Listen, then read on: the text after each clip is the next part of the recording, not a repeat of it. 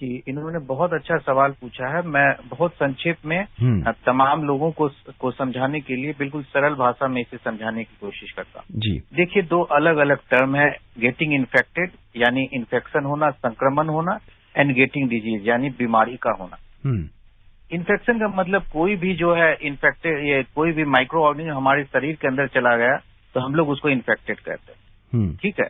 And getting disease मतलब कि जबकि वो माइक्रोबियल जो हमारी शरीर की प्रतिरोधक क्षमताएं जो है उस माइक्रोब के प्रभाव में आकर के जब होती है और उसके कारण हमें रोग के लक्षण दिखाई पड़ने लगते हैं तो हम लोग गेटिंग डिजीज कहते हैं। जी। कोई भी वैक्सीनेशन जो है वो इन्फेक्शन को नहीं बचाता।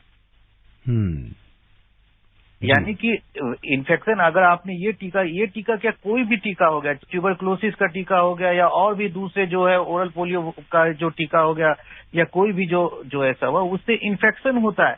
लेकिन इन्फेक्शन होने के बाद या तो बीमारी का लक्षण बहुत ही माइल्डर फॉर्म में रहता है या फिर या होता ही नहीं है, एसिम्प्टोमेटिक के फॉर्म में होता है। कोविड-19 में जो मोटा मोटी तौर पर हम लोगों ने देखा था कि जो पहले भी जो इन्फेक्शन होता था उसमें 80% लोग एसिम्प्टोमेटिक या बिल्कुल माइल्ड फॉर्म में निकल जाते थे, मामूली नजला खांसी ऐसे करके बाद जिसको कि हम लोग ध्यान भी नहीं देते थे।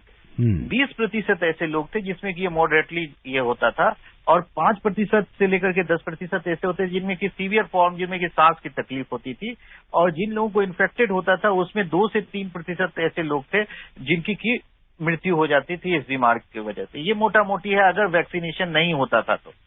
अब वैक्सीनेशन होने के बाद इन्होंने जो बड़े अच्छे सवाल पूछे कि एक ऐसा व्यक्ति जो कि बिल्कुल भी वैक्सीनेटेड नहीं है और एक ऐसा व्यक्ति जो कि फुल्ली वैक्सीनेटेड, दोनों की में अगर तुलना करें तो गंभीर तरह की बीमारी के होने की संभावना लगभग 20 गुना कम रहती है अगर एक व्यक्ति जो कि फुल्ली वैक्सीनेटेड हो वर्सेस वैक्सीनेटेड ना हो।